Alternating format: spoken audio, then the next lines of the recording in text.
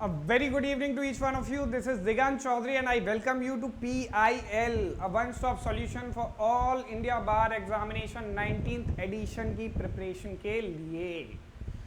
दोस्तों, all India बार examination 19 का attempt है, उसकी रजिस्ट्रेशन डेट क्लोज होने वाली है। आप प्लीज़ अगर आपने अभी तक रजिस्टर नहीं किया तो अपने आप को तुरंत उस वेबसाइट पर जाकर रजिस्टर कराएं, जिससे अपन 19 अटेम्प्ट देने के लिए एलिजिबल एंड क्वालिफाइड हो जाएं। उसके बाद आपकी एग्ज़ाम डेट आपको याद रखनी है, 24 नवंबर आपकी एग्ज़ाम डेट है। काफ़ी कम समय आपको आपके पास बचा हुआ है। अगर आज से भी आप प्रिपरेशन करना शुरू करें तो इसे ख़त्म किया जा सकता है, बस provided you are dedicated and focused on this exam my friends. तो आते हैं इस PYQ। अभी मैंने PYQ सीरीज़ शुरू कर रहा हूँ आज से। उसमें जो ब्रह्मास्त्र सीरीज़ में जितने भी सब्जेक्ट्स कवर करूँगा, साइमल्टेनियसली उसके प्रीवियस ईयर्स क्वेश्चन यहाँ पे सॉल्व करता जाऊँगा, ताकि आपका फोकस भी बढ़े एग्जाम में और आपके लिए ईजी हो जाए इस एग्ज़ाम को क्रैक करना, आपकी अंडरस्टैंडिंग बढ़े कि किस टाइप के सवाल पूछे जा रहे हैं एग्जाम में। चलिए आते हैं PYQ पे। ये प्रीवियस ईयर्स क्वेश्चन है पब्लिक इंटरेस्ट लिटिगेशन का। अब तक जब जितने भी सवाल आए हैं पब्लिक इंटरेस्ट लिटिगेशन से, बाई एंड लार्ज इस वीडियो में कवर्ड हैं। जो इक्का दुक्का छूट गया होंगे उन्हें अपन आगे कवर कर लेंगे। Who was the Chief Justice of India? Who was the Chief Justice of India when the concept of PIL was introduced to Indian judicial system? ये क्वेश्चन है। चीफ जस्टिस ऑफ इंडिया, जब PIL का introduction हो रहा था India में, उस समय चीफ जस्टिस ऑफ इंडिया कौन थे? आंसर दिया गया है ऑप्शन नंबर 4, PN भगवती। दोस्तों, ऑनरेबल जस्टिस PN भगवती जी का जो टेन्योर है वो टेन्योर है 12 जुलाई अंटिल हिज रिटायरमेंट ऑन 20 दिसंबर 1986। अब ये बड़ी शॉर्ट विंडो है दोस्तों, और इस पूरे पीरियड के दौरान जो सबसे बड़ा केस PIL के रिस्पेक्ट में आया, जिससे सवाल करे जाते हैं, वो आया है भोपाल गैस ट्रेजेडी केस, जिसे अपन MC Mehta versus union of India के नाम से भी जानते हैं। यूनियन ऑफ इंडिया, ये भोपाल गैस ट्रेजेडी का केस है, इंपॉर्टेंट केस है। However this was not the first case of PIL। अब यहाँ पे सवाल है इंट्रोड्यूस्ड, यानी पहला सवाल पूछ रहे हैं, पहला जब case introduce formally Indian judicial system में PIL एज अ कॉन्सेप्ट को इंट्रोड्यूस किया गया था, सहमति दी गई थी। तो दोस्तों, अपन सभी को पता है, पिछली डिटेल्ड वीडियो में भी हमारी ब्रह्मास्त्र की सीरीज में कि 1979 में हुस्नैरा खातून का जो केस था, उसमें सुप्रीम कोर्ट ने formally public interest litigation as a concept को इंट्रोड्यूस किया था इंडिया में। उस समय जो हमारे चीफ जस्टिस ऑफ इंडिया थे वो थे honourable justice YB Chandrachud sir, और इसका सही जवाब मेरे हिसाब से वो होना चाहिए। हाउएवर ये बार काउंसिल ऑफ इंडिया ने जो की इंट्रोड्यूस की थी उसमें ये आंसर है। आई डोंट नो ये आंसर कैसे है, अगर आप लोगों को पता चलता है तो प्लीज़ मुझे भी इसका जवाब कमेंट में आंसर कर देना। Thank you. आगे बढ़ते हैं। The requirement to give reasons in administrative decisions which affects rights and liabilities। Administrative decisions हुए, एडमिनिस्ट्रेटिव डिसीजन किसी भी एक कोर्ट ने या किसी भी एक अथॉरिटी ने दिया, उसमें किसी व्यक्ति की अगर राइट एंड लायबिलिटीज जो हैं वो अफेक्ट हो रही हैं, तो ऐसा जो डिसीजन है उसमें क्या क्या कंपोनेंट होने चाहिए, उसके कंटेंट्स क्या होने चाहिए, इस बारे में बात चल रही है।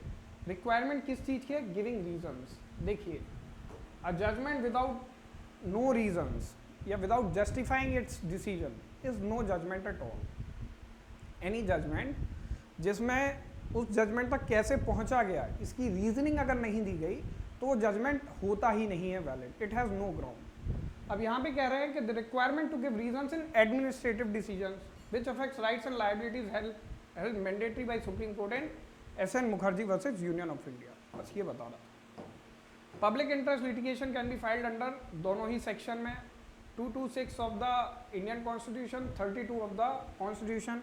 ये दोनों रिट जुरिस्डिक्शन है वहाँ पे सुप्रीम कोर्ट के और हाई कोर्ट के respectively. 133 of the criminal procedure code, जो कि conditional order for nuisance magistrate द्वारा दिया जाता है, उसके रिस्पेक्ट में बात करता है। तो 1 और 2 इसके दोनों ही ऑप्शन है, इसका ऑप्शन हो जाएगा 3। PIL is criticise on the grounds of private motive, political motive और ट्रिमेंडस इंक्रीज इन लिटिगेशन। तो इसका आंसर होगा all of the above. Private motives भी होते हैं, पॉलिटिकल एंड्स के लिए भी व्यक्ति काम करता है, और ट्रिमेंडस इंक्रीज इन लिटिगेशन, ये तीनों ही हैं, इसके बेसिस पे इन्हें क्रिटिसाइज किया जाता है। काफ़ी मामले होते हैं जिसे अब पब्लिक इंटरेस्ट लिटिगेशन भी नहीं कहा जाता है, इन्हें पब्लिक इंटरेस्ट एडवर्टाइजमेंट कह दिया जाता है या फिर पब्लिसिटी स्टंट कहा जाता है। ऐसे भी PIL का मिसयूज हो रहा है, उसे इन उन बेसिस पे क्रिटिसाइज किया जाता है। Supreme court in PIL known as, supreme court का केस था, ये क्वेश्चन फ्रेम्ड गलत है। Supreme court in PIL known as Kamal Nath case involve. अब इस केस को क्या कहते हैं? कमलनाथ का जो केस था पब्लिक इंटरेस्ट लिटिगेशन से के संबंध में, तो उस केस में ऐसी कौन सी डॉक्ट्रिन थी जो इजाद की गई थी? तो उस डॉक्ट्रिन का नाम है public trust doctrine. Alright, who can move PIL in high court and supreme court? यानी ये सीधी सीधी बात कर रहे हैं कि कौन PIL मूव कर सकता है। लोकस स्टैंडाई किसके पास है? Any public spirited person. Locus standi से डिटेल्ड वीडियो में ब्रह्मा सीरीज में ऑलरेडी कवर्ड है, आप वहाँ जाके locus standi as a concept समझ सकते हैं। Any public spirited person, NGO और association with public spirit, group of public spirited person who have no personal interest. ठीक है, कोई भी कर सकता है। जैसा मैंने वहाँ पे भी उसमें भी उदाहरण दिया था कि एक ओपन ड्रेनेज है, वहाँ पे कई लोग हैं जो अफेक्टेड भी नहीं हैं और वो पर्टिकुलर स्लम ड्वेलर्स हैं, उनको अफेक्ट कर रहा है उनकी लाइफ को। तो as a public interest citizen मैं भी जा सकता हूँ उनकी इंटरेस्ट को रिप्रेजेंट करने ऑनरेबल सुप्रीम कोर्ट या ऑनरेबल हाई कोर्ट के समक्ष। तो इसका आंसर आ जाएगा all of the above. Which one is the case of public interest? इनमें से पब्लिक इंटरेस्ट का केस कौन सा था? Vishakha versus state of Rajasthan 2013 का केस है, जिसमें sexual harassment at work place से रिलेटेड गाइडलाइंस हमने इशू करी थी। Minerva mills versus union of India है, इस केस में 1980 का ये केस है। इस केस में बताया गया था कि जो आर्टिकल 21 है उसका स्कोप को बढ़ाया गया था, तो वो वाला केस है। और municipal council Ratlam versus Vardhichand AIR 1980, ये भी एक केस है PIL से रिलेटेड। तो ऑल ऑफ द अबव इसका आंसर हो जाएगा। Delhi domestic working women forum versus union of India 1995 का केस है। In this PIL which issue was exposed before the court? The plight of some domestic maids who were sexually assaulted by army man, abolition of child labor, unemployment of domestic servants in Delhi या फिर poor salary of maid servants। तो इसमें बोला गया है who were sexually assaulted by army men on domestic maids। तो इसका answer क्या होगा? इसका आंसर होगा फर्स्ट, इसका आंसर हो जाएगा, ये रहा question, Delhi domestic working women forum का आंसर हो जाएगा sexually assaulted women bye the army man. इसका ये आंसर है चारों में से। Which country was the concept of PIL originated? Upon discuss कर चुके हैं, उसका आंसर है USA। जूरिस्प्रूडेंस पूरा USA का है, वहीं से हम इस कॉन्सेप्ट को लेके आए हैं। यूनाइटेड किंगडम इसका आंसर नहीं है, इंडिया इसका आंसर नहीं है, ऑस्ट्रेलिया इसका आंसर नहीं है। इन तीनों ही कंट्रीज ने USA के कॉन्सेप्ट को अडॉप्ट किया है।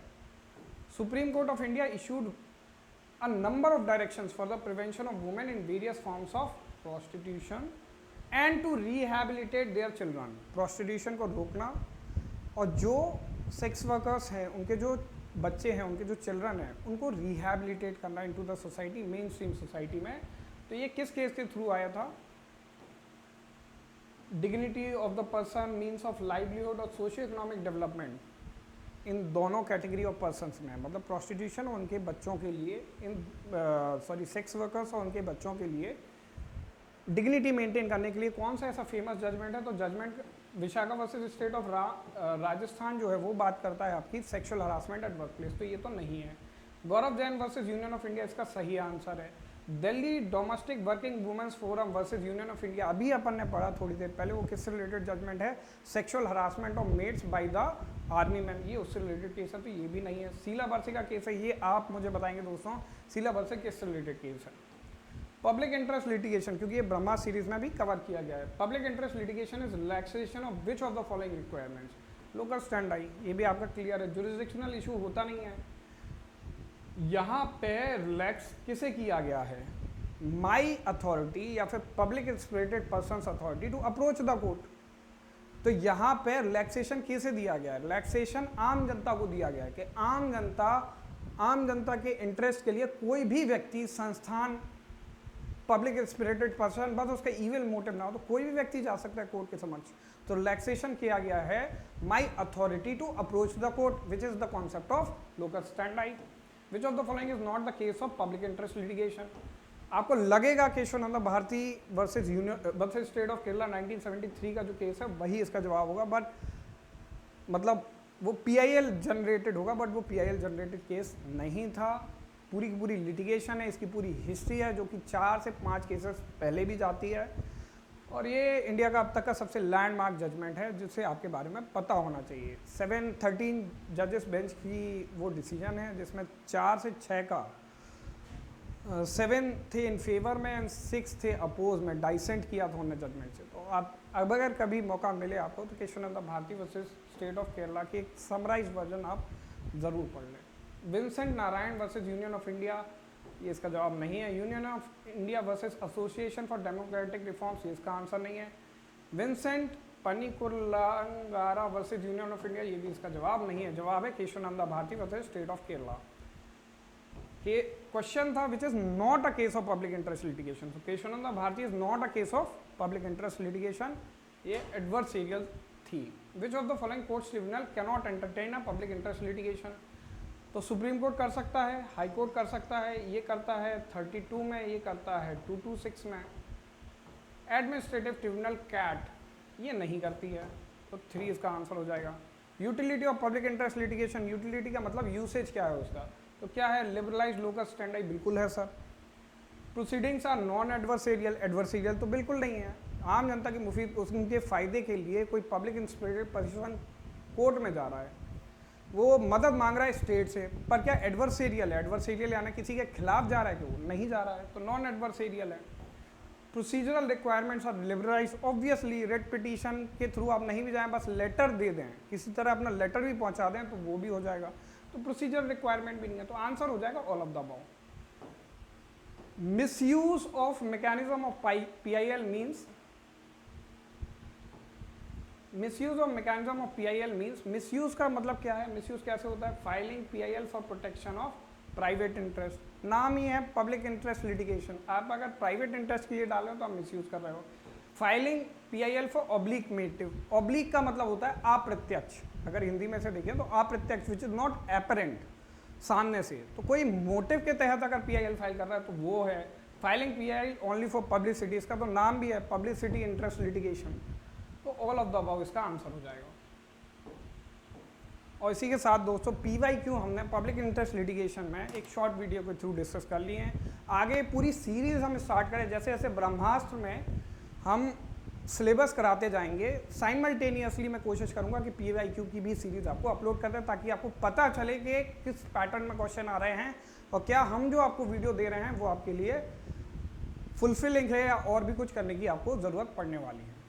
With this I thank you all for joining. हमारा टेलीग्राम चैनल डिस्क्रिप्शन में दिया गया है, उस पर आप जाएं और हमारे चैनल को सब्सक्राइब करें। अभी हमने मटेरियल नहीं डाला है, कॉपीराइट से रिलेटेड सारे इश्यूज़ को डील करने के बाद एक प्रॉपर मटेरियल मैं वहाँ पे अपलोड करने वाला हूँ। हमारा कोर्स भी शुरू होने वाला है, जो कि नंबर पे दिए गए नंबर पे आप कॉल करेंगे, बहुत ही कम पैसों में ये कोर्स आपके लिए अवेलेबल होगा, जहाँ पे मैं आपके साथ प्रॉपर टाइमिंग्स के साथ एक शेड्यूल तरीके से आपके साथ जुड़ूंगा और आपको पूरा कोर्स एक ख़त्म करा के दूंगा with in the given time limit, with in the prescribe time limit, जिससे आप श्योर हो जाएंगे आपका सिलेक्शन के बारे में। With this I and this video, thank you all for watching this, keep liking us, keep subscribing us and stay tuned for more of this. Thank you.